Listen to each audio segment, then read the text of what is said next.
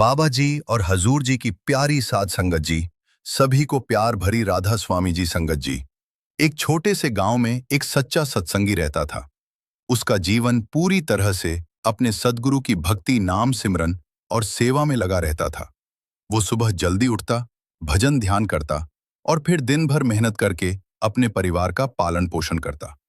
लेकिन संगत जी, उसकी जिंदगी उतनी आसान नहीं थी जितनी बाहर से दिखती। घर की आर्थिक स्थिति बहुत कमजोर थी।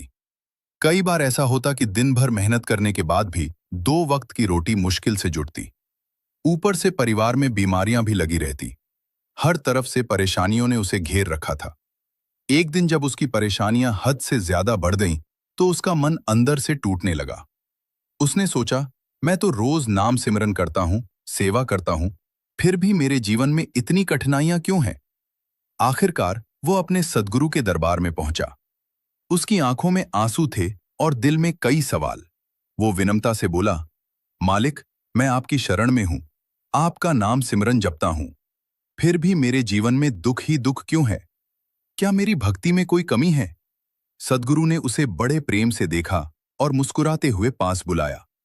उन्होंने अपने पास रखे एक छोटे से पत्थर को उठाया और उस सत्संगी के हाथ में देते हुए कहा, बेटा, इस पत्थर को लेकर बाजार में जाओ, लेकिन ध्यान रखना, इसे बेचना नहीं है।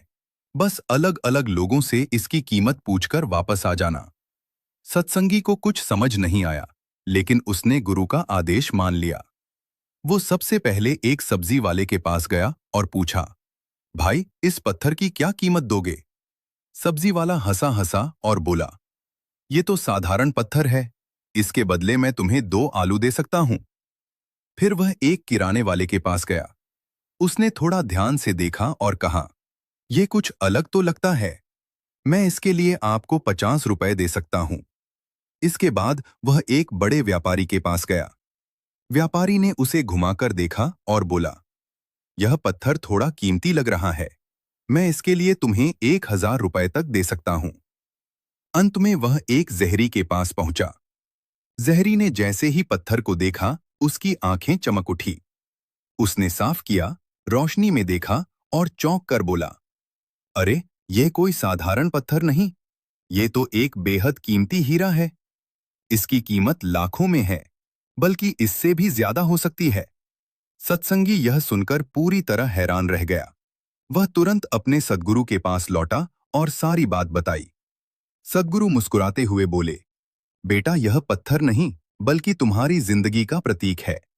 दुनिया तुम्हारी कीमत अपने ज्ञान, समझ और नजरिए के अनुसार लगाएगी। किसी के लिए तुम 2 आलू के बराबर होगे, तो किसी के लिए 1000 रुपए के। लेकिन जो सच्चा जानकार होगा, वही तुम्हारी असली कीमत पहचान पाएगा।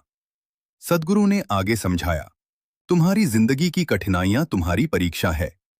यह दुख और परेशानियां तुम्हें तोड़ने के लिए नहीं, बल्कि तुम्हें मजबूत बनाने के लिए आई है।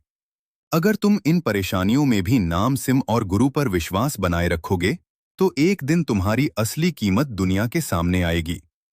उन्होंने कहा, कभी भी अपने आप को कम मत समझो और कभी भी अपने गुरु पर संदेह मत करो।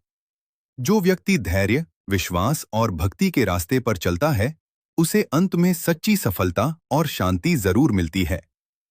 यह सुनकर उस असंगी की आंखों में आंसू आ गए।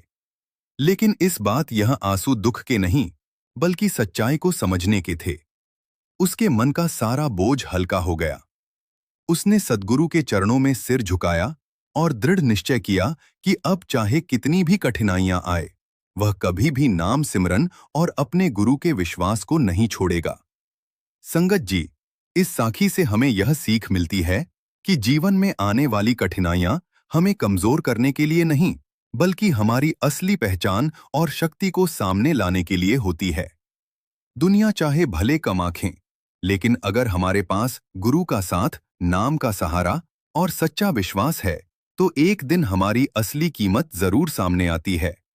इसलिए हमेशा धैर्य रखें, नाम सिमरन करते रहें और अपने सद्गुरु पर अटूट विश्वास बनाए रखें। संगत जी, अगर आपको यह साखी अच्छी लगी हो, तो हमारे चैनल को सब्सक्राइब जरूर करें। राधा स्वामी जी।